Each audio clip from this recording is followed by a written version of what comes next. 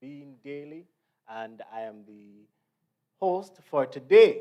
And so, I'm from the Career and Placement Unit over by the Student Services Division, and a lot of you'll get to know me as we go along. As you go throughout your 4 years here at UTech, or whatever remaining time you have left, you'll get to know me. Yes?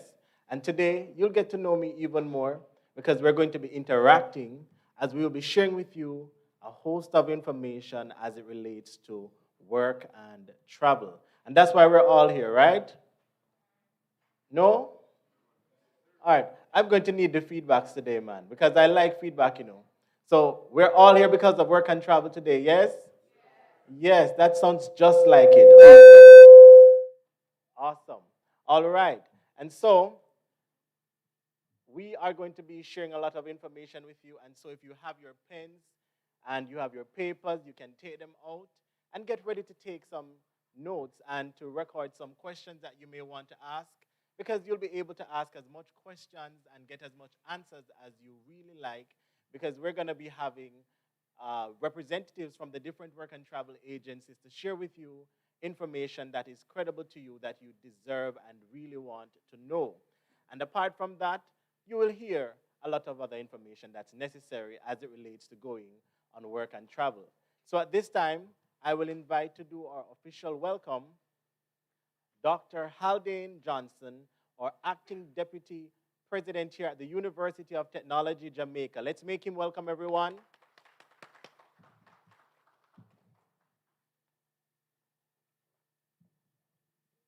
Mr. Javin Daly, our host, our moderator, Ms. Marion Brown in absentia, our Vice President and University Registrar, Mrs. Dorset Gabinon Pottinger, our Assistant Registrar for Student Services, Mr. Maurice Cahoon, Career and Placement Officer, Ms. Anne-Marie Swarthwaite, Acting Director, Ministry of Labor and Social Security, Ms. Cavalier Freeman, Public Relations Officer from the Jamaica Association of Employment and Cultural Exchange Limited, our students and other specially invited guests, and those joining us online, good afternoon. It is my pleasure to welcome you to this Work and Travel Forum hosted by our university's Division of Student Services. I bring warm greetings on behalf of our acting president, Professor Colin Giles, who regrettably could not attend today, and sends his best wishes for a successful and enriching forum. UTech Jamaica is pleased to be hosting this forum, which seeks to inform our students about the many opportunities for traveling and obtaining temporary employment overseas. This forms part of the university's thrust to prepare work-ready leaders by providing opportunities to gain real-world experience, not only within Jamaica, but also internationally. In this way, our graduates are well prepared and add value to organizations locally and globally, and are equipped to contribute to development anywhere in the world. Despite the disruptions brought about by COVID-19 pandemic, over 600 students from our university participated in the Work and Travel program in the last academic year, demonstrating that there is still unlimited benefit to be found in this experience. Those benefits include learning new skills, networking to build lifelong professional and personal relationships, and expanding your horizons through learning about new cultures and societies. Additionally, programs such as these provide much-needed financial resources to assist in tuition and other educational-related expenses. I should just add that my nephew is a testimony to this, the benefits of this, as he has benefited in all of these things as mentioned. In light of this, the university continues to partner with companies that provide safe work and travel arrangements. We also stage events such as this forum to keep our students updated on the best practices of this undertaking, where students can share their experiences and be kept abreast of the procedures and related issues. I want to thank our partners for continuing to assist us in enriching the student experience at UTech Jamaica. I also want to thank Mrs. Gabidon Pottinger and Mr. Cahoon and their team for their tireless efforts in offering our students these opportunities, despite the challenges of the COVID-19 pandemic. Again, I welcome you all, and I wish for you a productive and informative and enriching forum. Good afternoon, and thank you.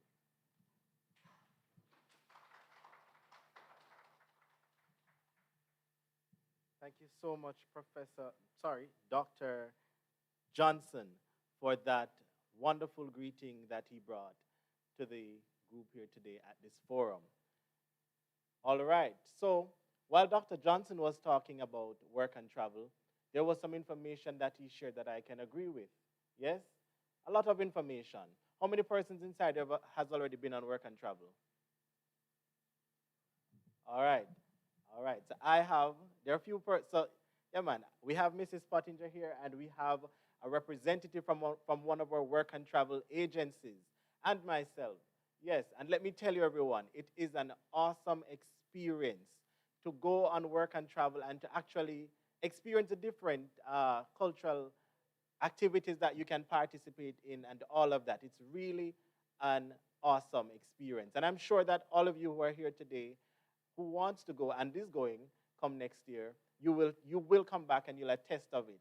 And so, before I go any further, I'm going to be inviting Mrs. Dorset Gabidon Pottinger, who is the Assistant Registrar for the Division of Students Services, and yes, it's for the student services. Everybody hear that? So your service comes first. All right, everyone? And if you come to student services, I'm sure all of you will be in good hands. All right, so we will have Mrs. Pottinger come and greet us, along with greetings from our registrar, Miss Brown, Marion Brown. Thank you, Mrs. Pottinger. Make her welcome, everyone. Thank you, Mr. Daly, our Deputy President, acting, members of administration, Ms. Marion Brown, who is absent. I'm representing her also today. Members of the Career and Placement Unit, the engine behind this forum, Mr. Maurice Cahoon, and you met Javine Daly, and of course, the lovely Sashili Murray, who I'm sure that you, at some point, you're going to be meeting her. Our students who are online, and our students who are in person, face-to-face, so this is a blend. A pleasant good afternoon to you. Now, the work and travel program is near and dear to me. And, you know, when Mr. Daly asked who went, you know, from here, went on the work and travel program, I was pleased to raise my hand because I won't even tell you which year. You want to hear which year? You can guess that online.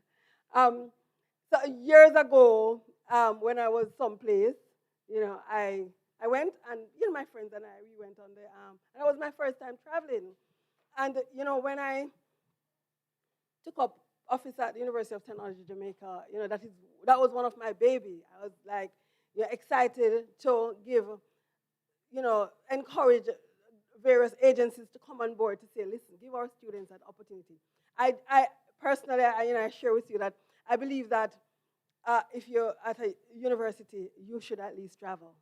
I believe that you should travel. So there are other little benefits, but the aspect of traveling, seeing a different place, seeing the world, you know, having experience in a different culture is very, very exciting. And, you know, I have seen a lot of students, and I have seen, you know, I've heard the stories, I've seen them come back to Jamaica and excited. You know, there was a young lady who bright like morning star. She probably graduated with a 3.50 GPA, and she came, and I was glad that she was working in my office, and I said, I have this girl, and then that guy who she met in USA, while she was there, of course, they got married and she disappeared, and there are lots of stories like that, So when you get out there, it's another world. Some people, they've gotten permanent jobs. They have been whatever opportunities they have gotten, all sorts of opportunities that are they can speak about, and certainly, there, with every good thing, there's always a little flip side to it. And so I recall a couple of years ago when some students had issues. The university decided that, listen, we are not the ones running the work and travel program, but we have a duty of care to ensure that our students are safe. We have a duty of care to ensure that you're safe. So though work and travel is actually an external, so is you getting employment to any agency that we may send your resume to. So we decided that we should put some structure to it. And so we started to look and partner with the Ministry of Labor. And I see our representative, Miss Satherwaite, I hope I got her name correctly, has arrived. Welcome. So we have decided that we needed to partner. And so we started to meet with the Ministry of Labor, and the work and travel companies. And we started putting together structures. And coming out of that, we in fact, the university has a work and travel policy. How many of you knew that? We in fact have a policy that speaks to the university's responsibilities, the work and travel responsibilities, the students, you as the student, your responsibility. And it gives some guidelines. And with that, we are now able to say, well, you have advertised or applied for a company, a work and travel company, you've advertised or applied for us to advertise your agency on our campus. Well, you have to meet these requirements. And we have to find out from the Ministry of Labor if they're in good standing. So, we try our very best to protect our students. And so if you go to our website, the Career Placement Unit website, you will in fact see a list of companies that we recommend. And we're not saying that there aren't others, but if they didn't come through us and we don't know about them and they have not signed on to subscribing to our policy, then we can't say, well, go. But that would be on you. So we, as a university, we've tried our very best to ensure that our students are protected. But the biggest part of work and travel is your responsibility to ensure that you get a good experience, to ensure that you understand the culture. And I know the work and travel agencies, they usually tell you about the kind of behaviors that you're expected, what's expected from you, and just being smart. Very important that being smart to protect yourself. You can any misfortune can happen to you anywhere, even in Jamaica, wherever you are. So the idea is just to know what your rights are and to be smart about how you go about pursuing. So I am very happy to endorse the work and travel program. I am delighted that it has not, and I pump over to another side, that the main objective of it is really to go and experience another culture. The agencies are here. Amen? That is it, right? Nobody responding. SWAT is here. Who is here? So that's the main reason. But the fringe benefits, what are the fringe benefits? You get to meet people. You get to understand another culture. But a lot of persons are, choosing to earn some dollars from it, and which seems to be helpful if you're smart, which seems to be quite helpful in retaining you in the university.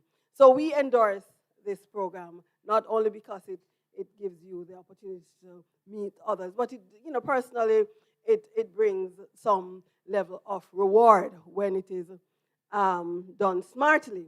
So this afternoon, you will have the pleasure of hearing from work and travel companies, hearing from the Ministry of Labor, feed in your questions, get some, questions answered if you're thinking about it. Because if you're thinking about work and travel, you have to think about it now, and you have to register now. So, your auntie abroad and so on, they have to send in the money now. So this is the perfect time for us to really just share with you how you go about, and I want you to protecting yourself and negotiating the best deals for work and travel for you going on which company you should be choosing. We can't tell you who, but certainly, as I mentioned earlier, we do have a list on our website, and we would want you to look on that list, and those are the persons. As a matter of fact, we do evaluations. We evaluate companies, and if they're not doing well, we take them off. We remove them, and we make no bones about that. So we want you to pay attention to that, because the only reason why we would remove a company is if they really did not do our students justice. All right, and so that's very important that you take note of that. So I want you to enjoy this session.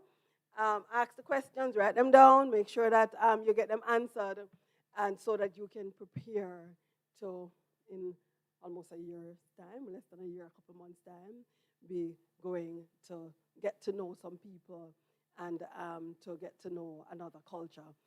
Thank you so much for coming, and do have a good rest of the afternoon.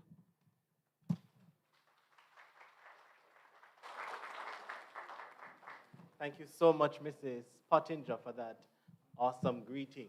Now, while she was talking, a lot of things came back to mind when I went on work and travel. And let me tell you, as I said earlier, it's an awesome feeling.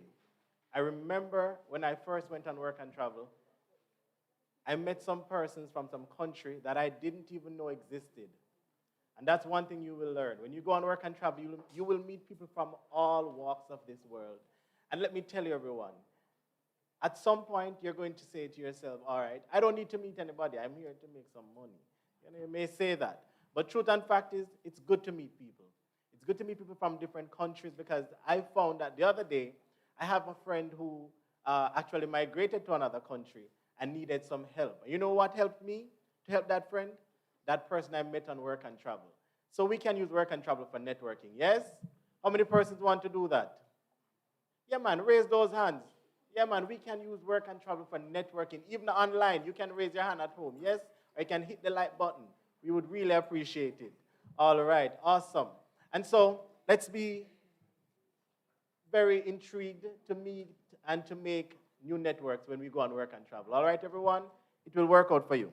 At this time, I will invite Ms. Anne-Marie Satterswaite to speak to us, and she's coming from the Ministry of Labor and Social Security to speak with us today.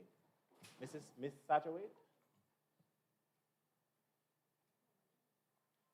All right. So in the interest of time, while we wait, I'm going to be inviting someone else to come and speak with us, Ms. Freeman. Yes, and she is coming from the Jamaica Association of Employment and Cultural Exchange Limited, and she's going to be speaking with you today. All right, so make her welcome, everyone, with a round of applause. Thank you so much. Thank you. Good afternoon, everyone. Thank you for taking the time to come and meet with us on this Work and Travel Forum.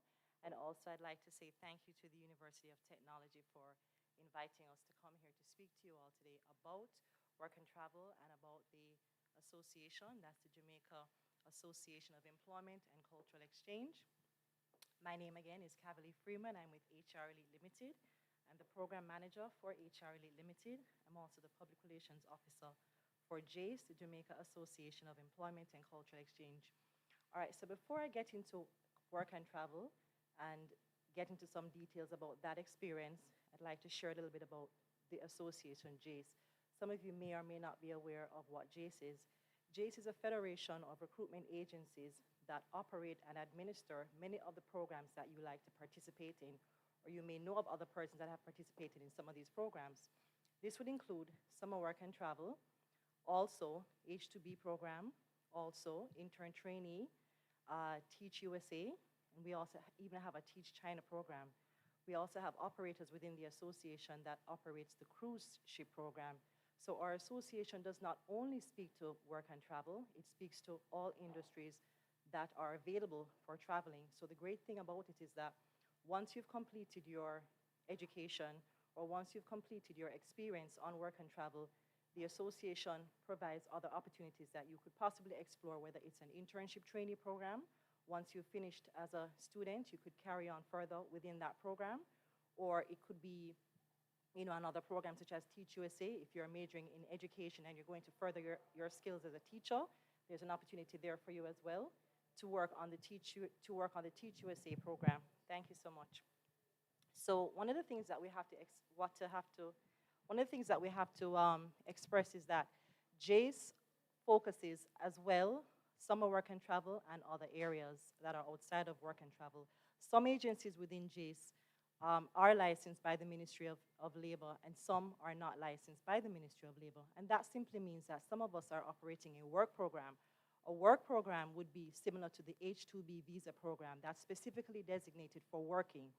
The J1 program, which is designated as an international cultural exchange program, it's not a work program, and therefore we are not licensed by the Ministry of Labor, and we are able to engage university students to go on our programs.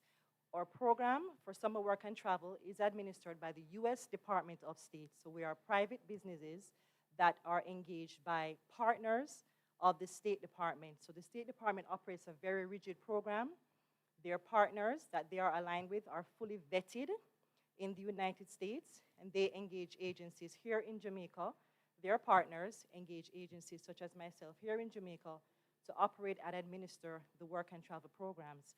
I'm going to focus specifically on work and travel and not any of the other programs, because I know that you are all here because of summer work and travel. But if you have any questions regarding any other program that are offered by any of the JACE members, such as H2B or Teach USA or Teach China, you can feel welcome to ask me about that afterwards. So work and travel, what is work and travel all about? You heard a little bit about the background of work and travel. It was basically created to foster international relationships between the United States and other countries. So Jamaica, luckily, has been one of those countries that have benefited tremendously from this international alliance that we have with the United States. So it allows university students that are between the ages of 18 and 30 years old to travel every year while they are in university.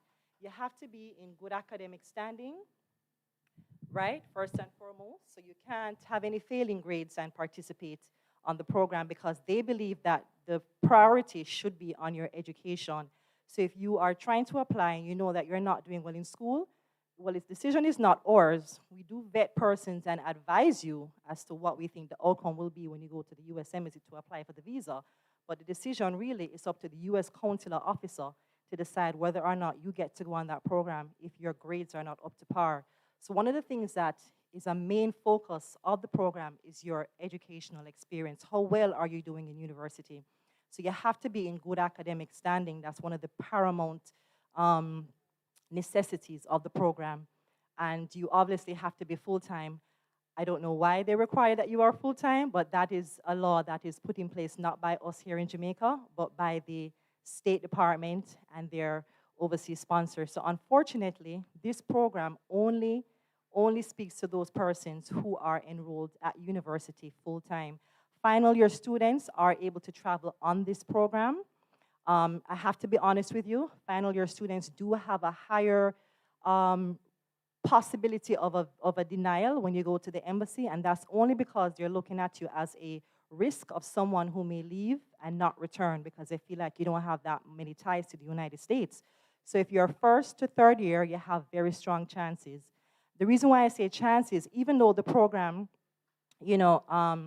is operated every year, at the end of the day, you have to be able to successfully go through the interview process at the US Embassy. So unfortunately, there's nothing that we can do here locally on the local level. Everything is based on the US, the United States, and their guidelines. So what we do is we equip you, we provide you with the documents that you would need to go on the program. This would be mainly your visa documents. It's called a DS 2019 form. We also provide you with other supporting documents such as your job placement, your job offer, and you would then have to also provide supporting documents on your own, such as your university transcripts, as well as your proof that you are indeed a full-time university student. So together, working together, us on our side to provide you with the necessary visa documents that you need to take to the embassy. On your side, providing us with authentic documents, so nothing that is falsified. What we found when I started 10 years ago in this industry, all you needed at the time when I started was just a status letter. But because persons have, tried to come onto the program, they've, found ways to get past the requirements. So unfortunately, over the years, the program has become a little bit more difficult to participate in. Wherein that you now need to provide university transcript, your status letter, everything else. They want to ensure that you are a full-time university student and that you are falling within the guidelines of the program. So the program is really an amazing program. It will open the doors for you. It will give you a whole new outlook on life. If you've never traveled before, it's a great opportunity for you to go out and experience not only American culture, but international culture. Because you're not only going to be interacting with Americans, you're going to be interacting with other participants from other parts of the world, Asia, Africa. So, you're going to get a full-fledged exposure of the international arena. What could be more exciting than that? So obviously, with every program where you have so many different people who are involved, you have the US State Department, so those are the big boss, right? They're the ones that make the rules. Then you have the sponsors, so those are the partners of the US State Department.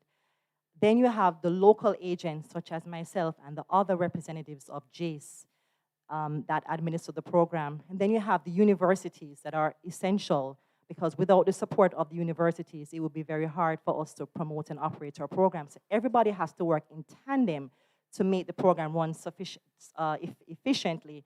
Now, can things happen that can derail the entire process? Absolutely.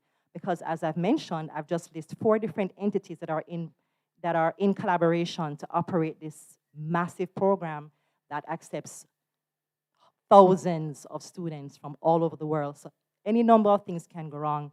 And because of that, each agency that you engage should have a policy, a terms and agreement policy that clearly outlines what should happen in the event that you're not able to go on the program.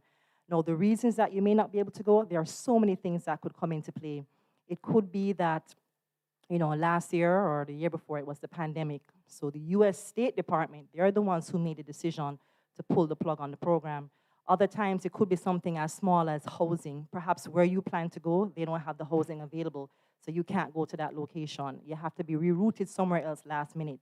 Or maybe the job, maybe the employer said to us, they start to look at their budget 6 months in advance, right? Because we can't wait until May to start the process. We have to start 6 to 8 months in advance. So they look at their budget and they'll say, okay, we'll take 50 students to go to this particular area that they have the need.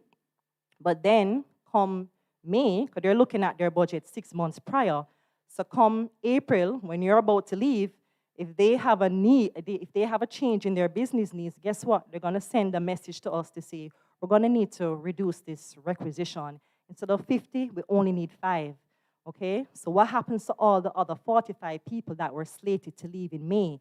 These are the things that can happen that are outside of our control.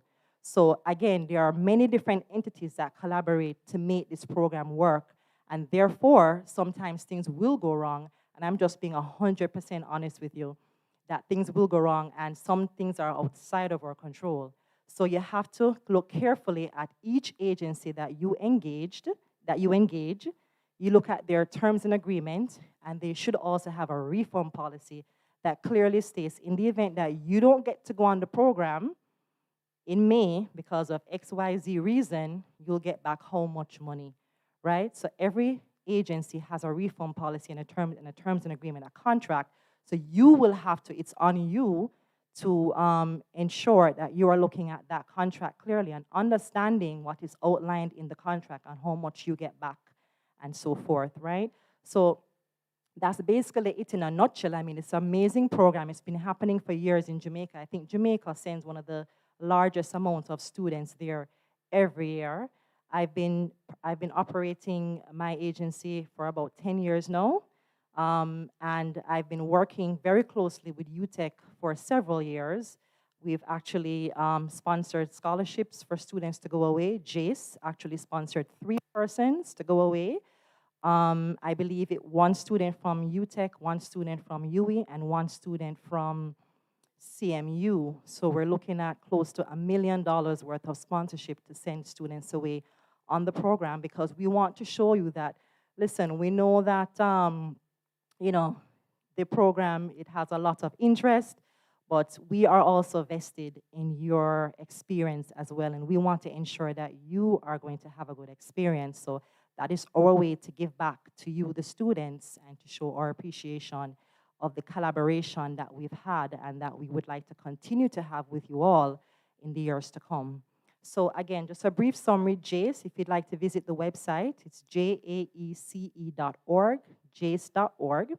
So that is a federation of recruitment agencies that operate and administer the various international work and cultural exchange programs that take place in Jamaica. That would include work and travel, H2B, Teach USA, Teach China, intern and trainee. It encompasses all of those areas. Some agencies are with a license that are operating a work program, such as H2B. Some agencies that are only engaging international exchange programs, such as the J1, may not have a license. So it's up to you to look at and vet the industry and to see where your comfort level lies and who you decide to work with. Did you have any questions for me specifically about the program that I may not have gone over? There's so much to, with the program. I don't know if I mentioned that you do get a social security number, which is great. You do get paid while you're on the program. You can work, 2-3 jobs, so long as you're not interfering with your main job. You are allowed to have second jobs. There are so many things, so many benefits to the program. And yeah, there are drawbacks as well. Some of the drawbacks, maybe you're going to pick a job that's in a rural country area, and you may not have an opportunity to work a second job, maybe because it's far away to get to the other job site. Or, there's just so many things. Or maybe you don't have, maybe they just don't have the opportunities, the extra time. So it really, you can't look at this person's experience and say, oh, I went and I made all this money, and you're like, well, I didn't make any money, and compare. Everybody is what you put into it, and it's what you select where you want to go to spend 4 months of your summer. So everybody's situation is quite unique. Every agency offers a different experience. So what I could say to you, perhaps you want to go with some recommendations of friends that have traveled with other agencies, or just from your own research and checks. So that's basically what I would suggest to you as far as engaging agencies and deciding on which experience you're going to embark on with which agency. Any specific questions? Yes.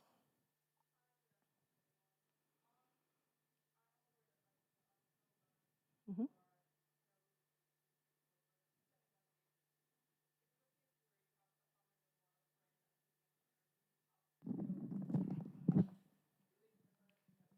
Yeah, that's a good question. I mean, first and foremost, any concerns or any desires that you'd like to have met would need to be discussed with your local agent in Jamaica, right? So if you have family members that live in a certain area and you're going for a placement based on where they live so you can live with them, you'd have to communicate that to your local agent, and they would liaise with the overseas sponsor to say this person wants to go to this particular area because they have family there. So it may not be a necessity for you to stay, but some contracts, some employers do require that if you're working with them, like for instance, Food Lion, we work with Food Lion supermarkets. We've been working with them since the beginning, and they require that all their participants stay in their housing. So whether you have family in North Carolina, Myrtle Beach, it doesn't matter. They want you to stay where their housing is. So it really depends on the particular agency and the host company. Any other questions?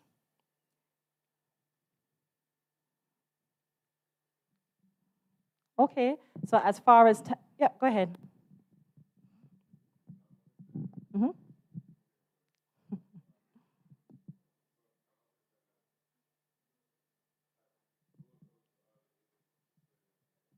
Yeah.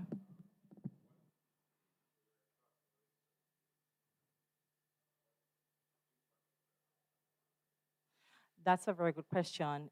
If there's a recession in the United States, what impact would that have on the program? I just mentioned to you at the beginning of my presentation, sometimes when they look at their budget, they're looking at it 6 months in advance. So if there is a fact that something has come about that has impacted their budget, usually we'll know ahead of time sometimes we won't know ahead of time. You understand? So things such as your hours may be affected. Maybe instead of 40 hours, you're working less. However, the program does require that you work a minimum of 32 hours. So if it is that you are there and then, oh, they realize, you know what, people are not coming in, we have to cut hours, we have all this staff to pay, we're not meeting our quota, then you might find that you may have a reduction in hours. However, it's not supposed to go below the time that you are legally contracted to work. If you find that you're working and every week you're not hitting your 32 hours, you would need to speak to the visa sponsor.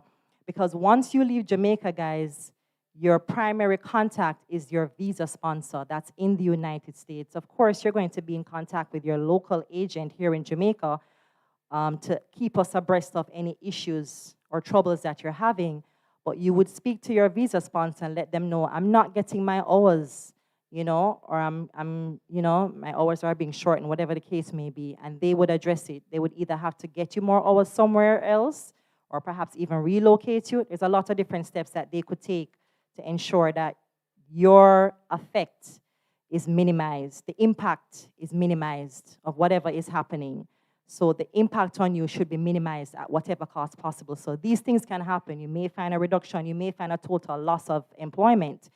This would not be while you're there, this would be in Jamaica. So if they say to us, well, we don't need so many people, we may have to come back and say to you, I'm sorry, the job that you had signed up for 3 months ago and you paid in full to go to that location is no longer available. So now you have to pick somewhere else. So those are the type of things that could affect you if there was a recession.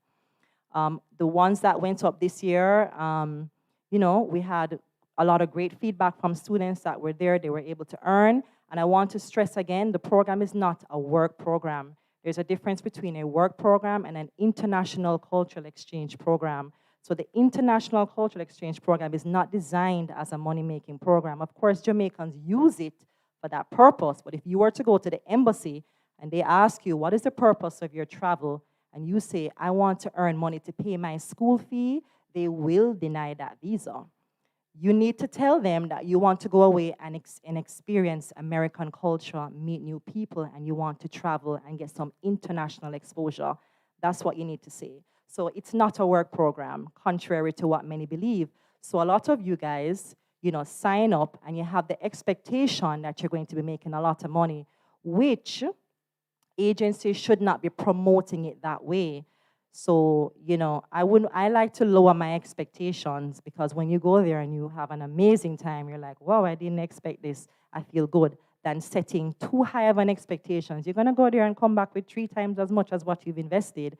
No, so it's not designated for earning money and for buying a car when you come back and all of these things. It's designated for you to go away and to meet new people and to have an experience.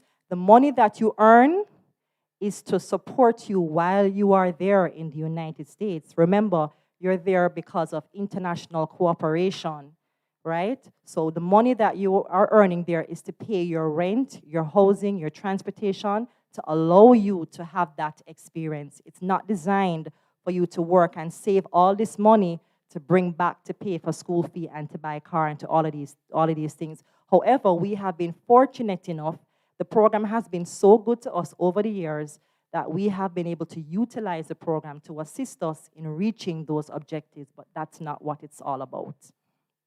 All right, so that's the difference between a work program, such as a H-2B program, and a J-1 program, which is based on international cooperation between countries.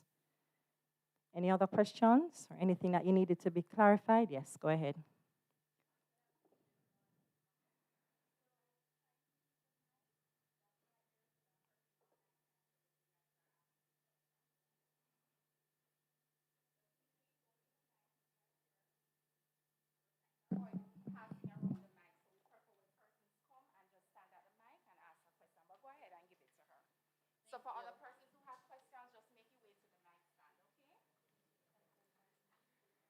All right. Good afternoon, everyone, again. So my question, considering this is more for exposure, is it a case where we would have an itinerary or any set plan or goals to achieve while there? Okay, so the visa sponsors, right, that are administering the program while you're there, they're supposed to have things planned for you guys while you're there, cultural exchange activities. So whether it's, I know when I visited, they've had like a international food day and everybody cook and bring them like a pot and it's like a big thing and everybody has fun. You know, they have rides and stuff. Or perhaps they organize for you to go somewhere to a museum. So there's not necessarily an itinerary, but there are things that are planned for you to participate in while you're there, just to experience some American, you know, fun stuff and other people. But the itinerary really is just to work and meet people and have a good time and to be safe. I know you all have heard about what happened with two students, two brothers. I think it was on the Cape. They were on the Cape, right? And you heard about what happened, right? So that is definitely, sometimes you have to, you know, while you're there to have a good time, sometimes you really have to analyze and say, you know, is this too much of a good time that I'm having? Is this something that I really should be doing? So you really have to think about everything that you do while you're there. One of the other things I didn't mention was your conduct on the program, right? So not only is it our responsibility to vet persons that we engage in the program, because the local agents here are working on behalf of the visa sponsor. Prior to the pandemic, all the employees would come to Jamaica and they would hold in-person recruitment fairs. We'd have hundreds of students at Alderman Court, at the Pegasus, at various places, and they would get to meet with you face-to-face. That hasn't been happening since the pandemic, so the onus is really on us, the agents, to really vet and recommend persons that we believe would operate well on the program and not lead the program and the country and your peers in disrepute, right? So that just means that conduct is very important. So while safety is as important while you're having fun, conduct is equally as important, how you're behaving. Be careful not to shoplift, you know, don't steal anything. Don't touch anybody. I mean, we've had so many instances just within this season of sexual harassment, not only between male and female, but between male harassing another male and that sort of thing, right? So these are things that are real things that are happening today. So before you go on the program, you know, we try to express that, listen, it's not just about going there and meeting people and having a good time. It's also about the way that you are conducting yourselves and just representing your country, which you always want to do that in the best light. Anything else I didn't answer? Anything else you are curious about? Anything regarding housing? Usually with housing, how many people you share a room with depends on the housing facility. Usually you'll have a situation where you have 2 bunk beds. So you may have 2 bunk beds.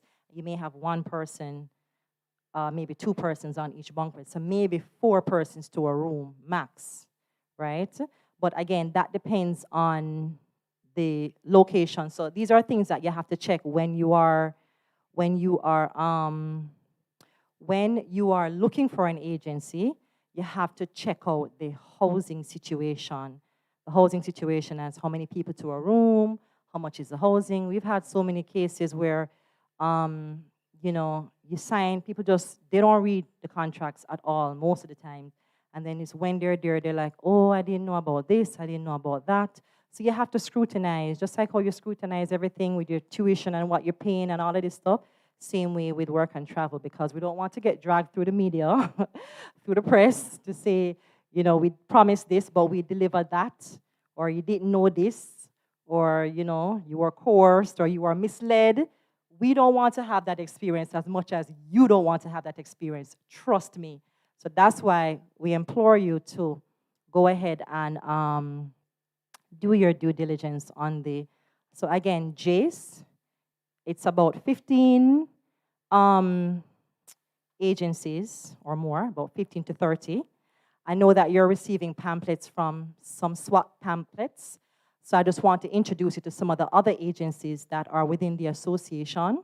So we have Joist, These are agencies that have been around for many years, and even some of them that are new, but are still just as efficient in delivering an impactful program to you. You have Snow, Work and Travel. You have First Class. You can find all of these agencies on Instagram. So I would implore you to check out all the agencies before you're making your decision, right?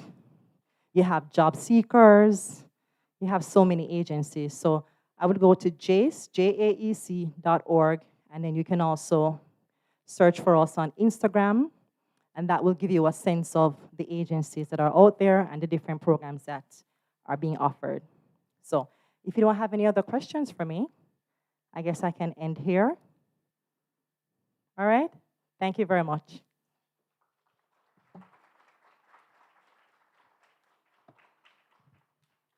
Thank you so much, Ms. Cavalier Freeman, for such an awesome presentation to us all.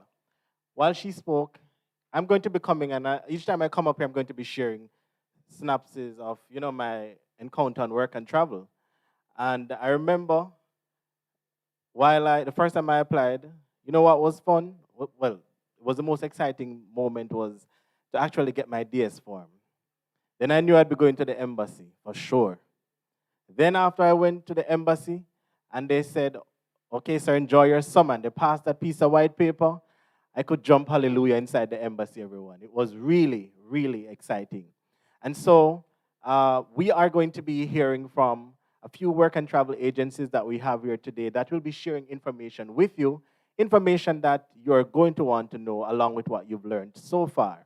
And so we have half a dozen, which is 6. All right? And so we will be inviting the first agency, who I have already gone on work and travel with. And you see, they have a very nice flyer. You see? No shades to anybody. But all right, I'm going to be inviting SWAT to come, productions to come and share with you everything that you like to know about SWAT. And so there are other agencies, and as we go along, you will find out more about the others. So we have SWAT, we have Summer Choice, Work and Travel, First Class Cultural Travel Experience. We also have McLean's Travel Agency. We also have Work Abroad Jamaica and Steep International. So let's make welcome SWAT, everyone, with a round of applause. Good evening, everyone. All right, I know that in here are kind of hot, but I want to make sure that during the presentation from all the agencies, I want you guys to be engaged. I want to hear you asking some questions. I need to see persons lined up right there so at the mic, just eager to ask us some questions because we'll come to answer your questions, all right? All right? All right. Okay, so my name is Monica Foster, and I'm the managing director of SWAT. And SWAT is owned by my brother, Mark Foster. Now, SWAT started out in 2006, right? And we're based on the UWI campus. And for those who don't know, we started out under the name Students Work and Travel. So SWAT, Students Work and Travel. But now we're operating under the name SWAT Productions Limited. And the SWAT is we're registered with the Ministry of Labor, and we're also a part of JACE that Cavalier just presented on. And I tell you, that was started out from 2006, so no, so we're in the business a long time. We've been through it all, right? Now, before I knew anything about work and travel, I actually did both of my degree programs here at UTech. So I love UTech. Anytime I get any invitation to come and do anything with UTech, me are there because UTech are my home, all right? So I want to make me feel welcome, right? I don't want to go on to daddy and all of that because I'm just so excited to be here to present to you guys today. Now, when I was doing my first degree here at UTech, it was a classmate that told me about the work and travel program. But how she told me about it, I noticed the first year when she went up, school fee well paid before time, new laptop, and all them some. They say, so them little things they catch Monica eye. So I say, girl, where they go? Because, I call you, I get through to you and all of these things. And she say, somebody go where? And, that was her opportunity to start flaunt her little summer experience for Monica. So I say, so which agency did they go with? And she tell me, And I said, them good. And she said, yeah, man, them all right. You know, everybody have them little ways, but them all right. And she introduced me and she told me where I could find them. And Monica registered. Went the first year, and it was good, but it wasn't all that like how she didn't make it out to be, right? But then, going on it, I realized that the program wasn't just about work, because I went and she marketed the program in such a way that it was about working, making money, and all of that. But when I went, I started to see some more opportunities, because I noticed that the managers loved me, supervisors, everybody that I worked with loved me. So my social network grew. And all of them wanted me to come back. And they asked me what type of degree you were doing. So I was doing biz ed at the time. And my major was marketing, and I minored in banking and finance. And they were saying, you know, you can actually come back. We can try and create an internship program for you, because they love me so much. Anytime me go work, it's vibes. Then put me for working at the back, because I tell them some middle of front page. Then put me for working at the back, and I did so well. And they said, Monica, you have such a bubbly personality. We wanted to cash. I'm a like cash, you know. But being the flexible person I am, I did cashiering. You see, by the end of that summer, every position in that business, I was there working. I worked at McDonald's, upstate New York, the first time that I went. When I went back on the program, I did internship for 6 months, and I was at Six Flags in New Jersey. And I'm just telling you guys the opportunities that you can get from the program, because I don't want it to just center it on money making. This program, it gives you opportunity to meet people that you wouldn't really meet if you did stay at yard and work for the summer, right? So I wanted it to kind of take on a mind frame out of this thing to say that it's just about money, because that's not what it's all about. Making money on the program is like icing on the cake. But the purpose of the program is for you to go and build your social network. It's to build your personality. I was naturally a pleasant person, but I was very reserved. And going on the program and being forced to talk up and talk to people, when I came back, I wasn't as reserved as I was before. When I went up, I learned what it is like for pay rent. I never pay rent a day before in my life. And it was when I went on the program, I had to start paying rent. So it helps you to learn how to budget. You understand me? So I want you guys to really open up yourself and to accept and to be more, just be more open to what the benefits of the program has to offer. Now I'm going to go quickly because I want the other agencies to have some time. For SWAT, we've started registering. So I've been circulating the flyers. So if you haven't received that flyer, Sasha Lee has some of our flyers, and I have flyers down here at the front. For persons standing at the back, we still have some spots here that you can sit. Come down and sit, all right? Now, for SWAT, we have an early bird promotion going on board right now, and it ends September 21st. So the incentive for you is that you register. Registration fee is only 2,500 Jamaican dollars. And the program fee, which is 1,690, is a discounted program fee for job assist students, persons who are being placed in a job, right? After the 21st, that's going to increase. Now, if you can register and just pay a deposit, all we ask you to do is to pay a deposit of 500 out of that. You get all the way until January 7th to pay the balance. So we give you like a payment plan, right? And I'm not going to reiterate everything that Cavalier said, but basically, just remember that SWAT is having their early bird, or Instagram, Facebook, and all of that is on the flyer. In closing, I want to leave you guys with some important notes, right? Things that I never know when I went on the program. Now, first of all, try not to start the program in debt, because I see a lot of students doing that. I'm just going to level with them because that's how I deal with my students. Whenever I speak to them feel like it's them friend them I talk to, and them not talking to the managing director, right? Because your interest is at the heart of what we do with our company. And we've seen many students make the mistake when they start out the program even before them touch the plane. So they start out the program in debt by taking these loans and stuff like that. Now, I'm not knocking any loan company, because, of course, if you can't afford to fund it out of pocket, that's one of the means you can use. But what I'm trying to say is, before you make the loan be a first resort, think about other stuff that you can do. For example, sponsorship. I've told my students before, if you can write a letter, think about all the people in your family. Some of them work at NWC, some work at Scotia, some work at some bank, some big company. Ask them who is the HR person or the finance person that signs off on sponsorship requests. Let them find out who it is.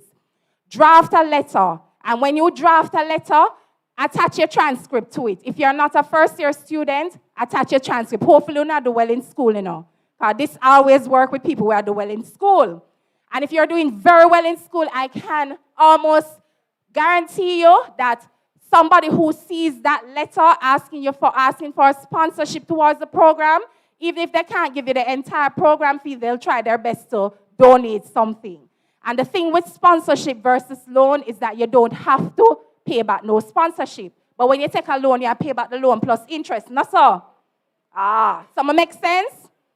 All right, so the next thing, which is the final point, is for students, so don't start off the program in debt.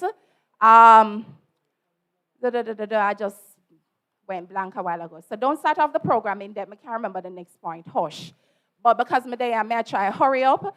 But yeah, that's one of the main points. Just try not to start off the program in debt because I don't want to see you guys like some students, they sign up for the program.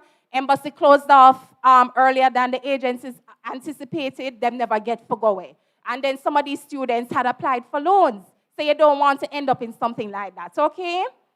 All right, so yeah, so I'm going to close off. I think it's best to leave the questions until all the agencies present, yeah. And then you guys can approach the mic. All right, so I'm going to hand over. Thank you guys so much. My love when you see. My love when I can come talk to, all right? All right. Awesome. Thank you so much. SWAT did a very good job, and we appreciate their presentation here today. Awesome. All right, I'm going to be inviting Summer Choice. You really have 2 minutes, and you can do more introduction of yourselves during the question and answer, but I'm going to give you guys 2 minutes to come and talk to all of the persons who are here today. So Summer Choice. Let's make her welcome, everyone.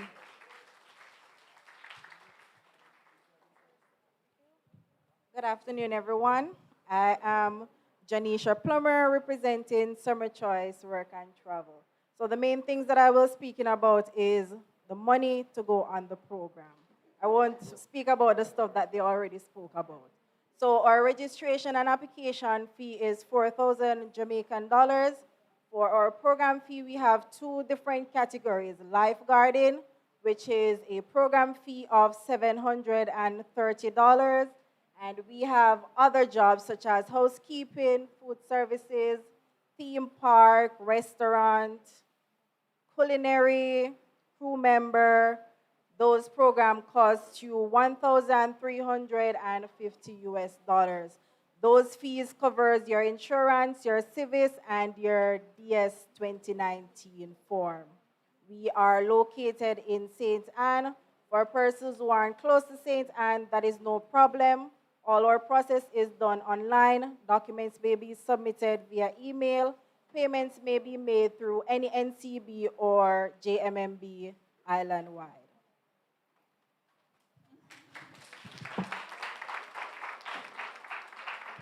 All right, awesome job. Thank you so much for that information. Now I'll be inviting first class cultural travel experience to come and share with us some information quickly. Thank you. Let's make him welcome, everyone. Hello, everyone. Summer work and travel, it's a big deal, right, Monica? It's a very, very big deal. Let me see the hands of anyone who has ever traveled before. Wow. I mean, back in my days, not many moons ago, if I had asked that question, probably not many hands would go up. And I remember when I just started university, and I'm like, yo, I'm going to be a big deal one day. I'll get to travel the world. Now you guys have Instagram, and some of you, that's where you spend all of your time, looking at what other people are doing. But now I'm going to tell you about first-class cultural travel experience. This is an avenue, just like all these other agencies, where you can get to really, really travel, to experience American culture. We, as first class, would be probably considered the lifeguard company because we heavily promote lifeguarding jobs. And lifeguarding jobs are fun. It's one of the only jobs where you definitely know you're going to interact with people, right throughout the summer. Right? So if you want that opportunity, then yeah, lifeguarding is definitely a job for you. Lifeguarding with most companies usually come at a very affordable cost. Right now, First Class is running our promotion where if you pay your program fee early, you pay only $700 for lifeguard jobs. Right? You do get the opportunity if you say you can't swim or you're scared and you want to try something else, then you could try an amusement park, you could try restaurants, and we offer that program for $1,350. But what I really, really, really want to impart to each of you today is you're sitting here right now and you're getting this opportunity to hear from all these wonderful agencies. Take the opportunity. Let it be that in May, you're saying, wow.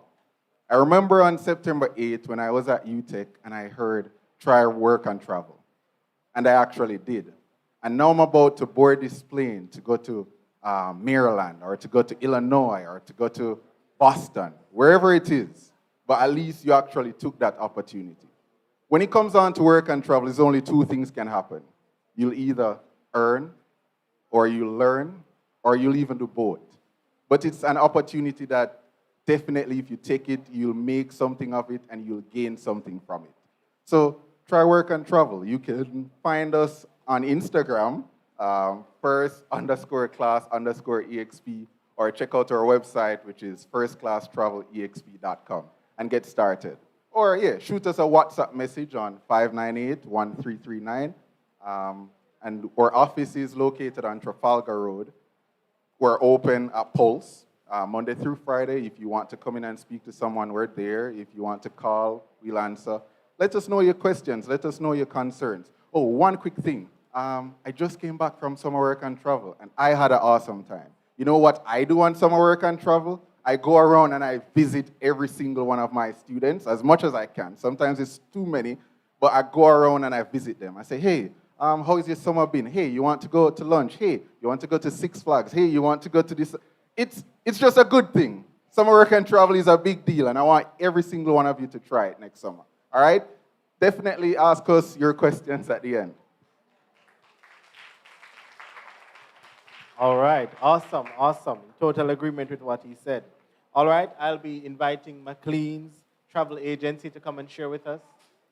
McLean's travel agency, let's make her welcome. Round of applause. Yes.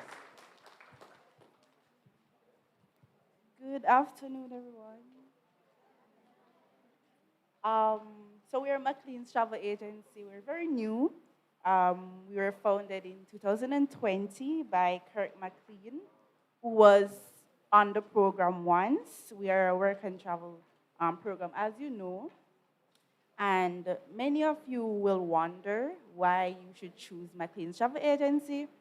A few pointers that we offer. We offer free pickup and drop off at the airport.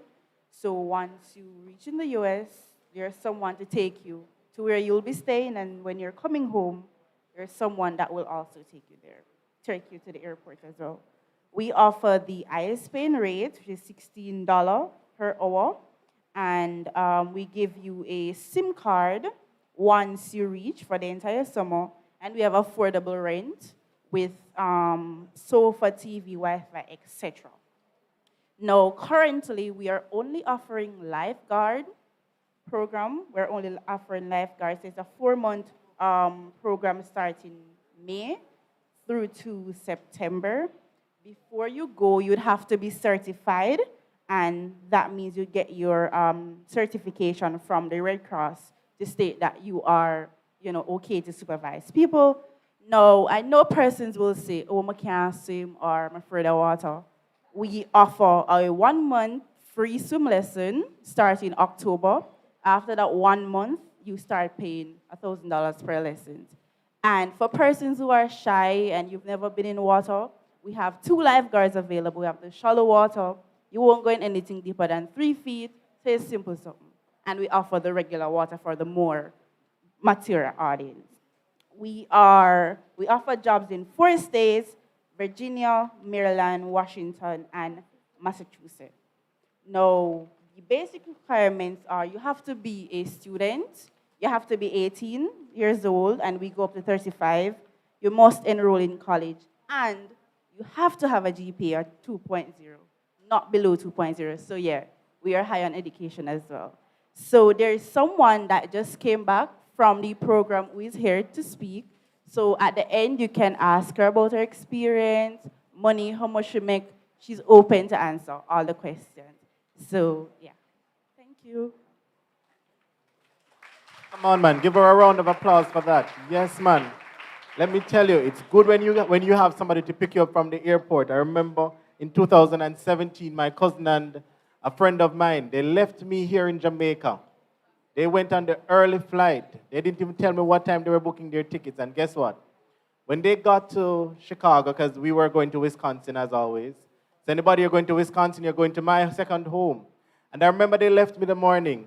You know what happened? When I got to Chicago, it was in the night. Then I think it was about after 10 that night, the Saturday night. You know who was sitting at the airport waiting on me? Both of them. They had to spend the entire day there because guess what? My employer come for me. So they never had any drive. So McLean has pick-up and drop-off services. That is good, and I'm sure others do too. But ensure you have somebody to pick you up when you get there. All right, I'll be inviting Steep International Limited to come and share with us today. Let's make Steep welcome. Thank you. Good afternoon, everyone. I'm Denise Minot from Steep International Limited, and it's just an awesome pleasure to be here to share with you. You know, November coming this year, Steep will be celebrating 20 years of doing work and travel, and truly, UTech is one of our biggest client base and has always been there for us as an agency. And so we're looking forward to having all of you, or most of you, because we have to share as well, because for JACE, we have over 40 members that are registered island-wide doing work and travel. And so one agency alone just cannot carry every single student. And we want you all to have an awesome experience.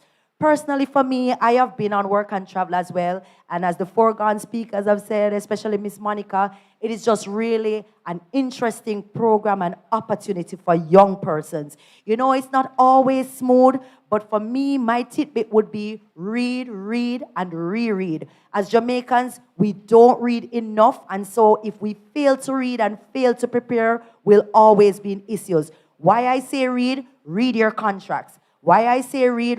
Read the Wilberforce Act. Know your rights as a person going on the J1 program.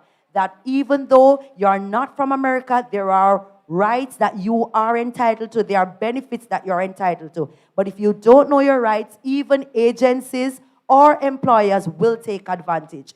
So I'll always say read, spend time to know what you're getting into. Because I'm not sure if we're the last one, but why I say read, so refunds are always a problem because students enter into contracts, and when there's an issue, especially if you don't travel, that's when you will find out that you are left holding the end of the stick. You have to remember that whatever fees you pay is not just for agencies locally. The bulk of your fees is not for us as some people would think it is. It really isn't. And most of those fees cannot be recouped. So I'm saying read, reread, have realistic expectations, as one person said before, so you're not going just anticipating all this grand and glitzer and glamour, and that's not what you'll get at the end because you'll be so disappointed. All right? And again, know your expectations, have some realistic ones, know your aims and objectives. If you can network before you travel as well, so that you can collaborate with other persons, especially if you have never traveled before. Always try to meet persons here at the orientations locally or the job fairs, even if they're not from UTech, so that at least the persons going in your area or to your job, you know them before you get there. Also, a word of caution, be very careful. Manage your money wisely. Don't just start spending as you get there. Save as much as you can. There will be a sale at the end of your season. Ensure that you keep your banking safe and secure, because even your own Jamaicans will try to fleece you. So there are tidbits. So while you have the good side, there's also the bad side. And as Ms. Cavalier had mentioned earlier, try not to shoplift or do anything. Try not to go now to the malls with friends or so-called friends or persons you're living with. Do not let anybody give you bags to hold to go outside of a store. There are just little things that you need to know on work and travel.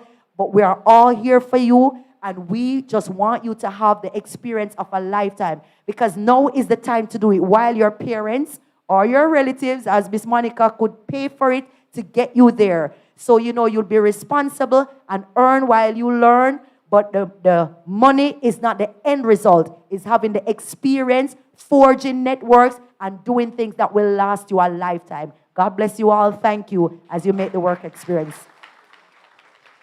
Awesome. Thank you so much, Steve International. And before I call on Work Abroad Jamaica to come and share with you today, has anyone not yet signed the register? Anybody that's inside here and you have not signed the registers yet? Just raise that hand. Yeah, man, raise your hands. If you've not signed the register, yes, there's a register that's going around, and I would really love for you to sign it as soon as it comes your way. All right, awesome. As Steve just mentioned, it's important to save everyone. Why so? My friends and I, we always save money. And you know what? Let me tell you, the best place to shop when you go to America and go into all these stores, always find the big sign that says clearance section.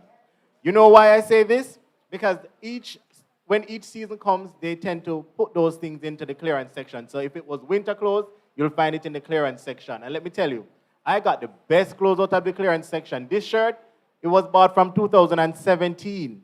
I mean, it kind of wash out now, but it still look good. Yeah. And it was bought from 2017. So trust me, clearance section, perfect place to shop. You'll get things for like $5 on those amount. All right, so I'm going to be asking Work Abroad Jamaica to come and share with us now on their experience, on your experience with them. Make him welcome, everyone. Thank you, thank you, thank you. Good afternoon, everyone. Now it sounds like we're ready to go home, man. We can just dismiss. All right, I'm not going to bore you. You have heard most agency cover everything so far. Well, my name is Colin Coley from Work Abroad Jamaica. We've been around since 2006, started doing the J1 in 2015. We have lots of participants. We do lifeguard programs, and the program fee for that currently is $685 US. We have other jobs at $1,300 US. Those include housekeeping, prep cooks. We offer waitress, hostess, you name it. Work abroad, the place to be, the place to go. Sign up with us. I mean, we have the cheapest program fee around now, that's a fact. Have you heard any cheaper than that? Okay. So what you see is what you get. Now, I want to encourage, let me see the hands of all the first year students here. All right, and you all have aspirations of going on the work and travel program. Please, there's lots of agencies. Don't be shy to ask questions. Very often I have students come and ask, oh, I've signed up with this because they come with their friends come with this, and they have other friends who go with other agencies. Please, ask the necessary questions to get the answers to help you make the best decisions. All right? You don't have to take anything anybody said. And please, a lot of the time, you have persons just making up stuff. And they're not telling you factual things. Not everything you see out there or hear out there is true. Speak to the professionals. All right? All right? When you seek to go on the work and travel students, please go with an open mind. All right? One, yes, you want to make some money, that's good, but it's all about getting the exposure, different cultural experiences, fostering relationships, building partnerships that can help you later on in life. We have lots of students who have formed those partnerships. Some of these migrated as a result of that. So go with an open mind, not just about making money. Experience. Now, this year we have some issues that we came across, and I feel pressed. I need to let you guys know. It's good that we want to go to the US. But remember, that's not your country. And there's a lot of students are now finding out most of those employers and work conditions are not welcoming. I'll tell you that. I'm not going to hide. All right? So that's why I say go with an open mind. If you're having issues with a present employer, you don't have to stay there necessarily. Your sponsor, which you pay most of your money to, they're there to assist you. And the other agencies will concur. If the conditions are not suitable for you, you don't have to stay there. Reach out to your sponsor, your agencies, and they'll help you make the necessary arrangement to get other jobs. You can even seek your own jobs. Our sponsor allow that. You just need to get approval Get your employer to fill the documents that they sent. You can even change your housing if you're not comfortable in a housing that your employer provides. Again, speak up when you have issues. Too many times you have students just take what is given to them. They're uncomfortable. They have a miserable summer. They say, oh, this agency does that, this agency does that. They don't do that. But you never made them aware of what's happening. So please, speak up, ask the questions. The goal is to have a wonderful summer. Wonderful summer experience. Come back, tell your friends, tell your family, you get to go again next year. All right? With that said, that's all I have to say. You've heard it all. You can contact us by WhatsApp at 507-3148, or you can call. We are located at shop number 3, Eureka Crescent, Kingston 5. You can even email us, workabroadjamaica@gmail.com. Go to our website, workabroadjamaica.com, fill out an application, you'll get a response. Thank you. It was a pleasure being here. Awesome. Thank you so much. Thank you, sir. Thank you. Awesome. So we have learned a whole lot, and now I'm going to be inviting my immediate supervisor and manager, Mr. Maurice Kawoon, to do our question and answer segment, and you can ask all the questions that you want and get all the answers that you want. All right, make him welcome, everyone. All right. Good afternoon, everyone. Good afternoon, everyone. All right. So I promise you that we're going to try to be out of here in 15 minutes, if we can.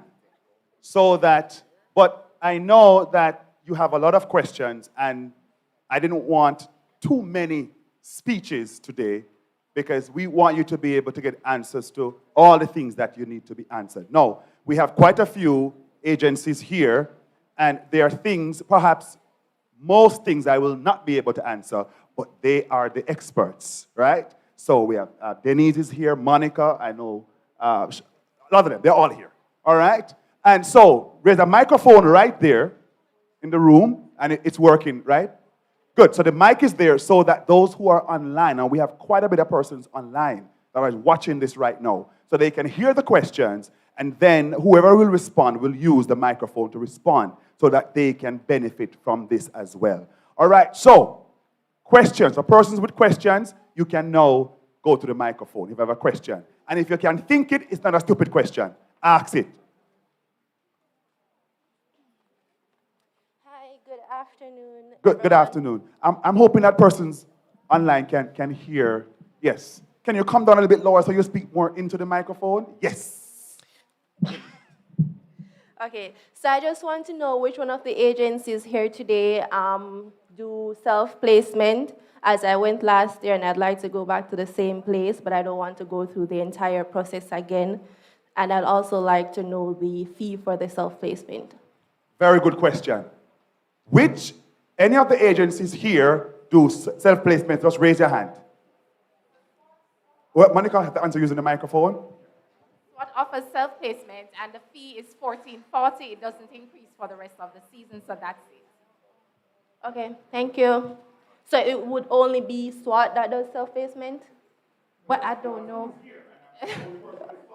Okay. I'm guessing among who are here now, it's just SWAT. All right, thank you. Right, good. And that's a very good question, by the way. Very good question. Yes. And let me reiterate to those who are in this room and to those who are online. Do not use an agency that is not approved by my office. I'm going to say it again. Do not use an agency that is not approved by my office, which is the Career and Placement Unit. On our webpage, you will see the approved agencies. If you are not sure, please visit Student Services and call the Career and Placement Unit and verify that the agency is registered with us. I don't know how much clearer I can say this. Now, I know what will happen is there are some students who will go with an agency and you tell their friends and you say, well, nothing ever happened when John did go and Mary and Tom, and so it's going to be fine. I'm going to say it again. Do not go with an agency that is not approved by my office. If something goes wrong, I will not intervene. We will not intervene. Go with an agency that is approved by the Career and Placement Unit. Now, the students who are in the SHTM school definitely cannot use an agency for internship that is not approved by my office. That is for sure. If you are in the School of Hospitality and Tourism Management, the agency you're going to use must be approved by my office if you are planning to use that experience for internship purposes. All right? Next question. Let's go. Any other question? If you can think it, ask the question. The microphone is right here. Come on, I know there are questions. Yes, just go to the microphone. Sorry, I know it's a good distance walking, but, you know. If you're on this side and you think you have a question, you probably can start walking from now, so that by the time I'm finished, you're over that side. It's a nice little walk over there, all right?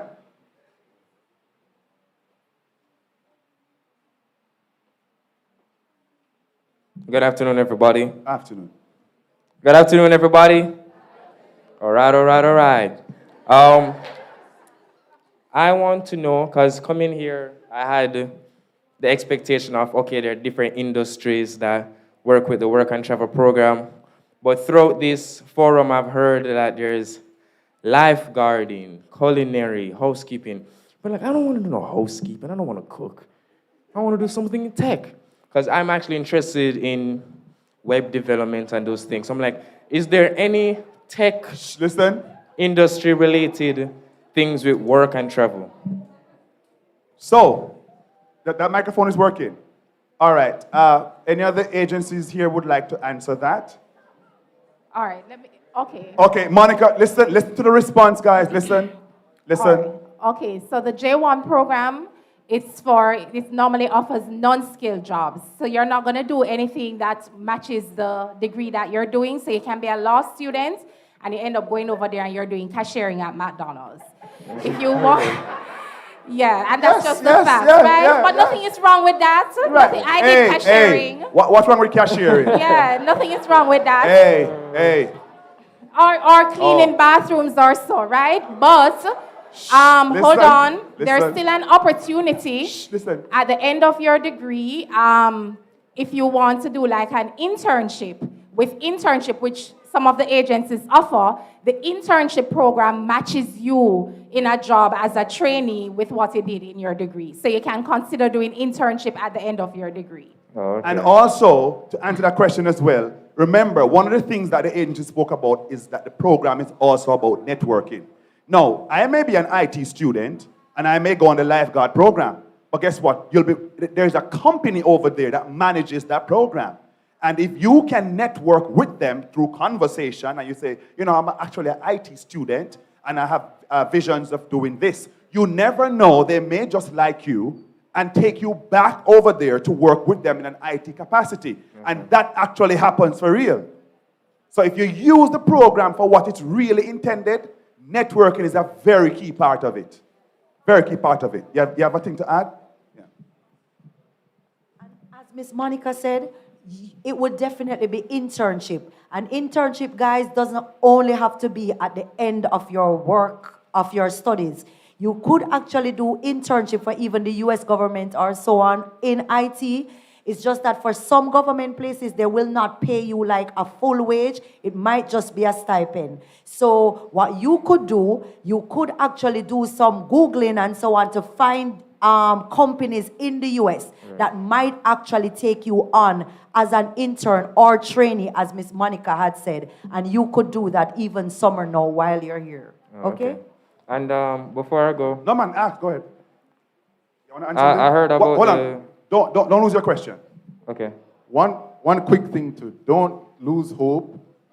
Maybe you don't want to do housekeeping or lifeguarding, but sometimes each of these agencies have a unique job. Like this year I had someone who was a lighting manager at Secrets, Jamaica, USA in Ocean City. I had another student who was an assistant photographer. So sometimes you can find jobs that probably cater to what you like more than the average regular summer work and travel job. So just shop around, look around. Okay. Very good. Next question. Go ahead. And Let's listen, guys. Go ahead. I'm assuming that each one of these opportunities will be trained.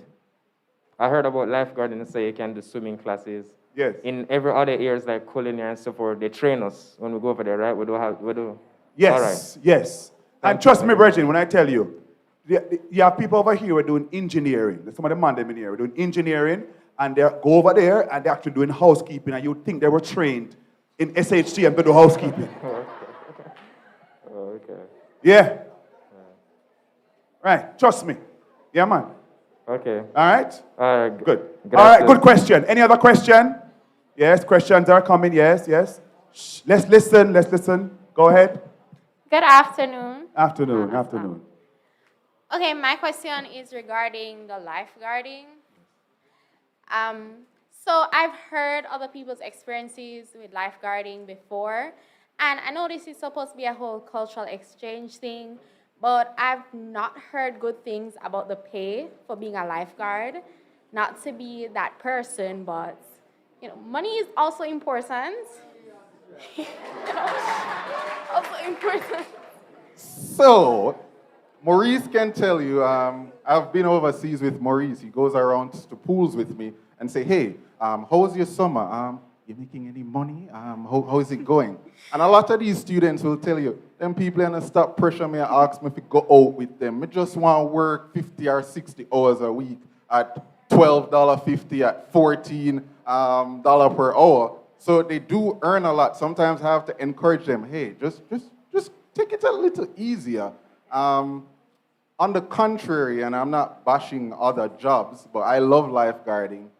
Sometimes you're capped at 35 or 40 hours a week in a kitchen, while a lifeguard is usually begged, please, can you work for me today?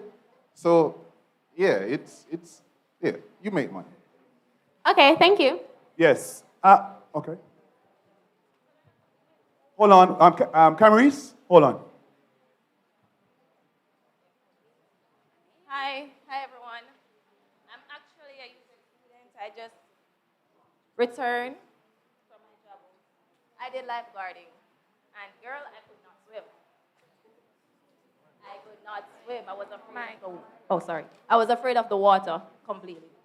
I didn't want the water to pass here. However, I am now really good. I don't like shallow water no more.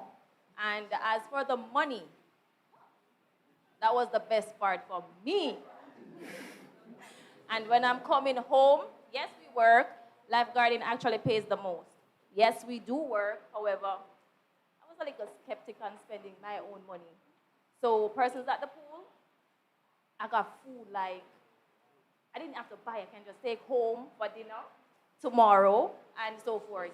And when I'm leaving, girl, the envelopes that I got with the money, damn. No, I'll tell you, I can definitely agree and support what Sanjay said. While I was on a visit with some of their students, and they'll tell you, I actually pulled the students aside, away from them, and I actually tried to pry them to tell me something bad, just to try. No, tell me, I want to know. And I have never met one student. The only complaint I get is that the hours are too much. That's the complaint. And I remember there was one complaint that said, well, sir, I really wanted, there was one that said, he was working in another area, which was more of a town area, and then he wanted to try a little more country area. So when he got to the country area, he was bored because he had less places to go. That was the complaint, But other than that, he's working. That is not true. I can tell you that is not true. As a matter of fact, what I know for a fact too is that the program fee, is even less for that program too. So it even balances out. So that is really a rumor, and I can tell you that the students I have spoken to, none of them, they're all happy on that program. Any other question? Yes. So good Afternoon, everyone. Afternoon. Oh. So my first question is, do you, as the individual, has to purchase the plane ticket? Okay, hold on. So the answer is yes. Yes, all right. I did not know that. Thank you. So my next question. Hold on. Some agencies can assist you, but it's your money that's being spent, basically. Okay. Thank you for that one. So next question. Does the agencies that are here today, do you guys provide visa application assistance as well as the interview? So will I get interview prep? Okay. And final question.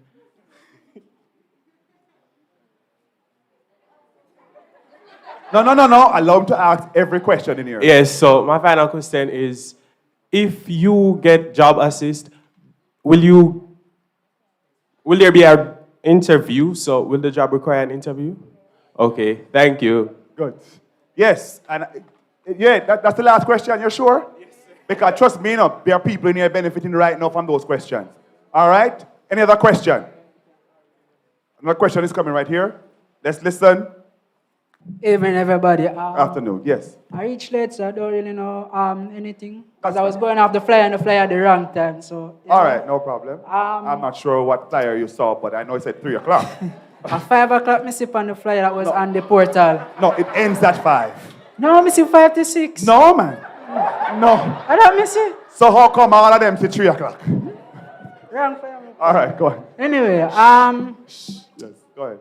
I'm an SHTM student, Yes. and I want to do something on that, along that line. So which agency would you say is the better or best agency for me to go with? I can answer that. Yes, most if not all the agencies, your type of work is with everybody. As in, that's the type of work that the engineering students are doing, the IT students, the law students, all of them. So you literally have choices. So what you have to do is, once you look at the list and see those who are approved, you call, you shop around, look at prices, look at contracts, get some reviews from students, and you talk to us, and then you choose who you think among the group is the better one. So where can I find that list? On the website, on our webpage, the Career and Placement Unit webpage. On UTEC's website, just go type in Career and Placement Unit. Oh, yeah. Or just visit Student Services, and we can tell you there. Yeah. I don't have any deadline or anything like that for these yet. So there are deadlines. Can I have all agencies just say what your deadline is? The earlier, the better. When it comes down to summer work and travel, deadline is not the best way to go. Because I don't know how many of you know, but sometimes we really need to get in and start doing visa applications and interviews for employers as early as possible. So now is the time. I mean, the sooner you can, the better. That's first class. It's Yes. steep. And as Sanjay is saying as well, why the earlier the better, you get the better jobs that you can select from. You also get the opportunity to go to the embassy much earlier. Yeah. You are able to prepare because you can buy your ticket in advance and all of that. And for Steep, you can always scan our Instagram code we have here, and so you can follow us and get all the tidbits, okay? Last question. Is the US alone? Yeah, the work and travel, is the US alone or you have other countries or? Well, mostly it is for the United States, but there is also Canada, and I know that there are some programs to China, but I think it's mainly for teachers and so on. But talk with Maurice to see some of the other agencies who are registered with UTEC who may offer you other countries, okay? So deadline for work abroad, hold on. Vaccinate, you have to get vaccinated for it. Yes, unfortunately at this time. Seriously? Yes, unfortunately. For all of them? Unfortunately. All right, so the deadline for work abroad? We normally go to the end of January. However, as Mr. Anderson said before, best thing to do, get your foot in the door early. As we have seen this year, the embassy closed off. And not only that, our sponsor, they're giving us a timeline and then they backtrack like a week and a half. And there is nothing we can do because we have to abide by what they say. So the earlier you get registered and get your stuff done, the better it is. SWAT? Okay, so for SWAT, there's no deadline. We register right up until our spots are filled. So our spots can be filled next week, next month, the end of this year, we don't know. So it's just, you guys just need to run in and register. Yes, I support, sorry, McLean. We have an early bird special going on that ends October 31st. If you pay a deposit, you get $100 US off your program fee, and we go October 31st. And the earlier you pay is the more chance you get to select the best state that you want to go, because different states have different prices. So you want to go for, everybody wants to go for the highest state, of course. So the earlier you register is the better for you. Yes, so, and that is true. With everything, the earlier you register, even I know that, the better it is in terms of embassy dates, in terms of you have more choices with the type of job you select, the area you go to, you have more options. All right, the earlier the better for you. Go ahead. Okay, so my question is about after the whole process is finished and you're supposed to leave. Usually I've heard that we leave in May, right? Is it May? Okay, so usually you have final exams, and I've heard situation where something goes wrong with final exams and your plane ticket is already booked, and there are issues about going away, you can't leave if your exams aren't finished and stuff like that. So is there like any guides to when exactly you should book your plane ticket after final exams so like those stuff don't happen? All right, well, I know for our students, we normally advise that they book an open ticket. It's more expensive, but if you know that based on the faculty that you're in, there's some indecisiveness in terms of when your final exams are going to end, you may want to hold off on booking, or with tickets, the later in the summer that you book, the more expensive it is. So if you're going to go ahead and book, even without knowing when your final exams end, I would say book an open ticket that you can change the date on. Okay, thank you. Yes. Next question. Thank you. Good question. Go ahead. Yes, good afternoon. Afternoon. Say I took the vaccine last year. I'd like to know that if it's necessary to take a booster shot to go on these placements. No, it's not necessary. What is needed when you're traveling is to present your vaccination card, and it does not have to have a booster shot printed on it. And it must be 14 days after your last shot that you'll be able to travel. But there is no requirement currently that wants that. Okay. Right, and guys, just bear in mind, it's not an agency regulation. This is a regulation from the US. So if you're traveling to the US, even on your regular visa, you have to be vaccinated. So, because I noticed a young man was asking if every agency requires the vaccine. It's a US requirement. Right, thank you for clarifying. It's not a work and travel requirement. It's a to travel to the USA requirement for everybody. Go ahead. Good afternoon, everyone. Afternoon. Do we have any control over the state that we can go? Yes, for the most part, you do have control. So for most agencies, there are job listings, and the job listings will come with the kind of job, the state that you're going to, and things like pay and so on. So you would be right. And that is why the earlier the better, so that you're not just left with whatever is left at the end. Okay? Okay, thank you. And another question. Say I would like to go to the same state as my sister or my friend. Do we have any control over that? Some employers as well will say that family or friends can travel with you. So if that's an option, you can select that. I know there are also some employers who forbid that because of conflict. So always read, again, as I would say, to ensure that when you're selecting a job, you know what the terms are of that job before you select it. Okay, and if you know you have friends or family that you want to travel with, try and see if you can make up on a mind together so that you can register together early. Because it don't make any sense you come on board early, and then because you're waiting for your cousin for join, you miss out on the jobs that are now being released. You understand? So just have your conversation with the people them from early so that all of them can run in on it early. Okay, thank you. To answer your question, yes, you can. You have control over the state that you go. If you have someone that lives in Virginia, you can do that. You don't necessarily have to pay the rent. So if you have somewhere you can stay, you can do that. And also to answer the question regarding your friend, yes, you can do that. You guys can even live together, or you have to do it early and request it in the contract. Okay, thank you. Good question. Trust me, again, early the better. Because you are going to be left with, just like selecting modules. Literally, the same thing. Many of you get the what left. Because some persons pay earlier than others. Some persons, for whatever reason, are progressed sooner than others. And so you are forced to take what is left in terms of time. That's the same thing. The same exact thing. Traveling as well. If a flight that you would have preferred at 8 o'clock is full, you're going to have to go with the one that's available at 1 p.m. So the earlier you book, the better it is. It's the exact same thing.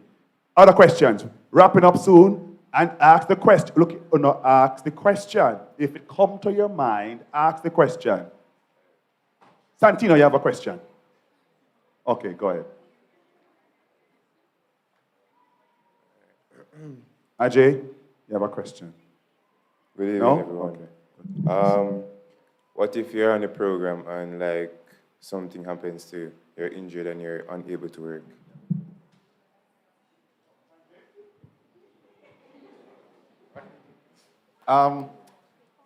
So, like Cavalli said earlier, once you get to the United States, you're primarily, your support system is your agency, your employer, and your sponsor. Every single one of you going on the program, you will have insurance. It's usually a part of your program fee. So you will be able to get medical attention.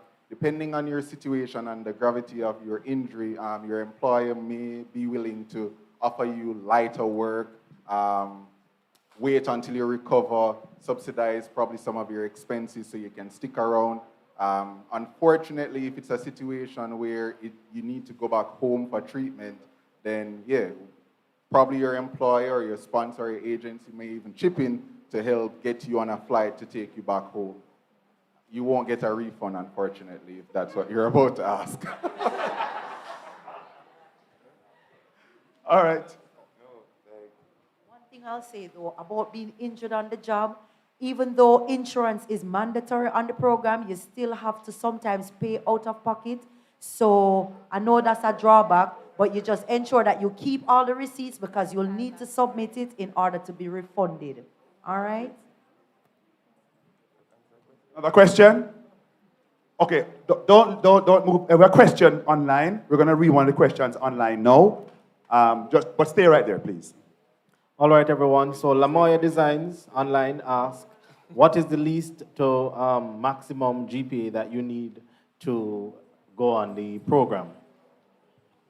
The least is 2.0. You can go higher if you desire. Yeah, I love talking about work and travel. When it comes on to GPA, I will not tell you to settle for a 2.0. To be honest, if you're a full-time university student, you don't think about work and travel if you're not doing good in school. Go and stop going to school. Yeah, go and study or find something else and do. Aim for as high as you can. It's the overall picture that the embassy will be looking at. So don't be surprised if one person goes to the embassy with a 2.0 and the officer says to them, what is this? I mean, what you're studying, you need to be taking it more serious. And another person goes with 2.0 and gets approved. All right, so aim for the stars. I mean, you're in school. That's your job. Yes. Listen, I will tell you, if I were at the embassy, it would be 2.5, the least for me. I am telling you that. That for me is too low. If you have under a 2.5 GPA, leave off the work part and just do the study part. Plain and simple. Just do and study. Just do and study. No. So thank God me no work there, sir. Correct. Next question. All right, so Ricardo Adamson, he asked if clearer explanation could be given to H2B and J1.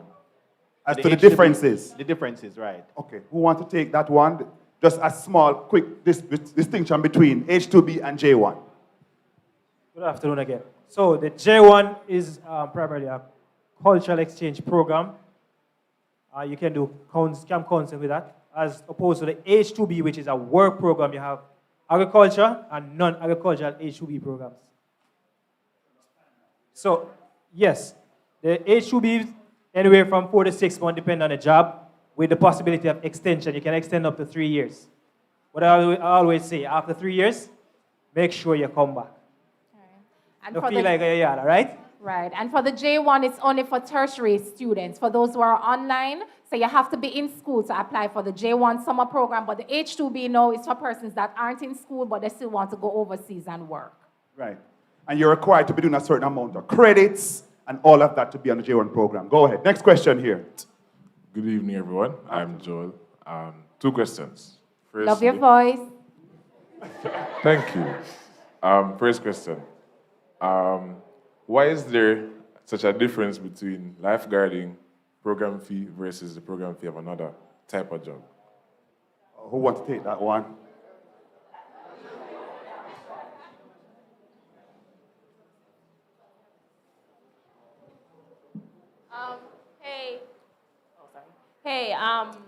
What I realized when I went over there is that they're always short on lifeguards. So you'll be there and somebody else from another company come and said, oh, if you have this, we can give you a higher pay. So it's up to you. But I'll say stick to what you know. It's up to you. Because somebody came to me and they were like, oh, you're getting this. I can give you up to $20. I was like, oh, really? And they said, yes. I was like, and what else? So it's like they still didn't have anywhere for me to live. So I was like, hell no. So there's 2 things. One, it's the demand, just like she said. Pool companies tend to employ thousands of persons seasonally. So May through September, or typically Memorial Weekend until Labor Day, that's the only time they have a job. It's going to be hard for a lot of them to go around and find persons for that period. I mean, it's the same thing with the other positions, but there's a larger need typically. Also with a lot of these pool companies, it's not the quality of the program why it's even more affordable. It's simply because some of these pool companies invest a lot into ensuring that they are able to take persons from other countries. So whether it is that they pay a part of your program fee or, typically that's what they do. They try to chip in terms of the overall expenses. That way you can get a more affordable cost to go on the program. Yes. Next question. All right, Thank next you. question is the end date flexible? So can I choose the date that I start working over there? Yeah, well, you will get a contract that has a start and end date. So from the get-go, when you're selecting your jobs, you would know off the bat which job ends when. So if you know you have to come back by a certain time, then you know that when you're going through the job selection process, you look for those jobs that ties in with when you need to come back. All right. Also, the J1 program overall has a start date and end date for each country. So Jamaica, I believe, begins the 5th of May and ends the 7th of September. So you cannot or should not work beyond that time because you'd be doing illegal work.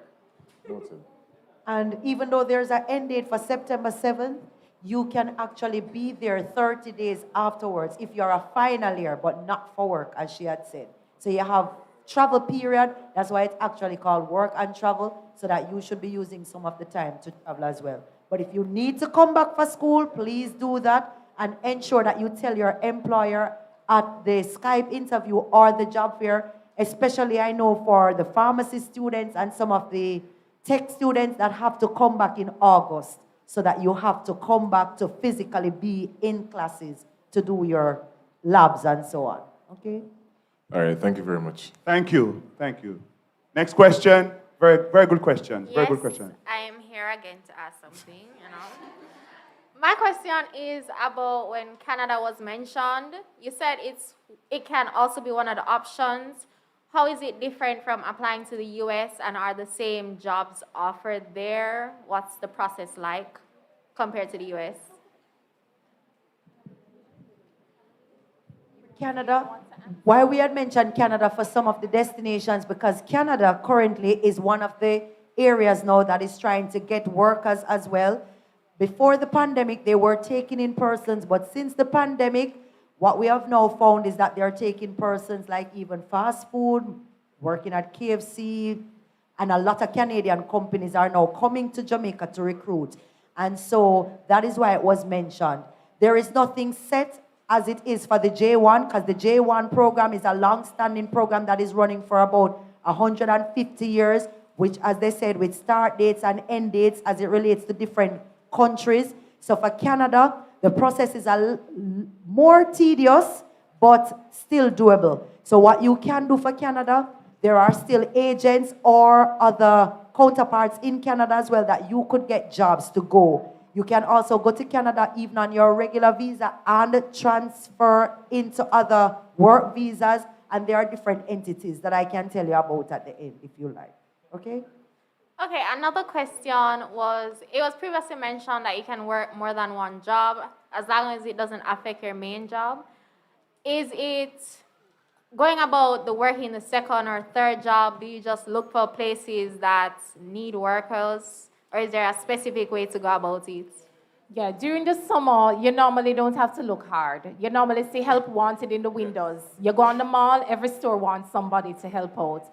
The key thing, though, if you're going to do a second job, you need to have your social security number. Your social security number is like your TRN here in Jamaica. So as soon as you reach over there, make sure you apply for it, you get it in the mail, but they normally give you on a slip, right? On a little piece of paper until you get the official one, so you can use the one on the little piece of paper when you're doing your job hunting for the second job.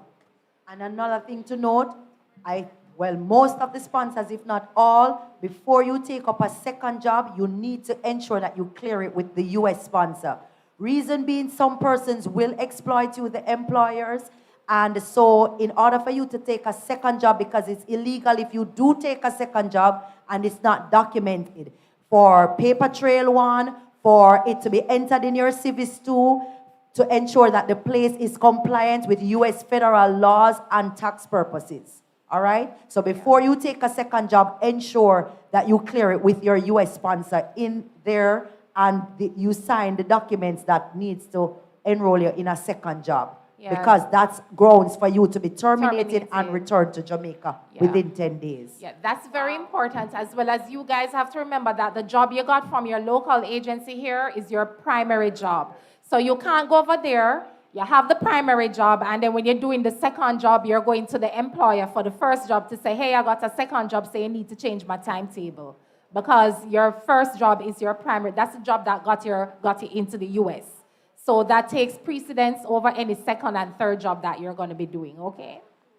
Okay, I think this is my last question, and it's about housing. Like, should I expect to have Wi-Fi where I'm living, or do I have to plan on buying data? Good question. It's a question.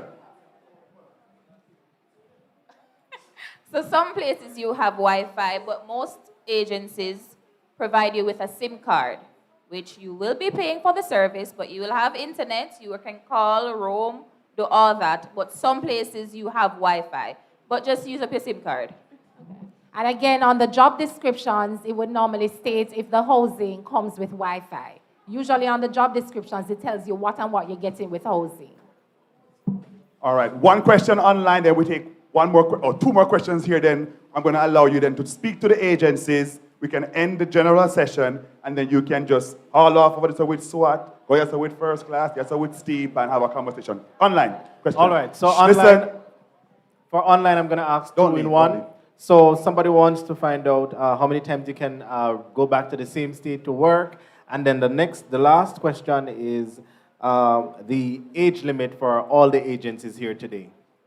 So how many times you can go back to the same state and the age limit for all the agencies here today? SWAT is 18 to 30. First class is 18 to 28, or sponsor, because it's a cultural exchange as well, you can only go to one state twice. For your third visit, you would find somewhere else to have your cultural exchange. Steve, minimum age is 18. For two of our sponsors, 27 is the cutoff. But for our third sponsor, there is no maximum age. So for the more matured students, they can always go with that sponsor. There is no rule that really says that you can't go to the same state. However, Why it's recommended that you switch states? Because the embassy here sometimes has a problem with you going to the same job every single year. Then they're looking at it that it's not really cultural exchange, but a money making. And so that is why, as agents, we would recommend that if you go to one job 2 times, you try and change. Some people do it for the whole 4 years and so on, get away, but some don't, all right? The age limit is 18 to 35 for McLean's Travel Agency, and yes, you can go to one state. All right, good. Go ahead. Last 2 questions here, then we're closing off. Yes, please. Okay, good afternoon, everyone. Yes. My question is more in regards to the travel side. So I know while some people are trying to live their best life, they would want to drive with their Jamaican visa on the other side of the road. Are we able to do that? You want to know if you can drive while you're over there?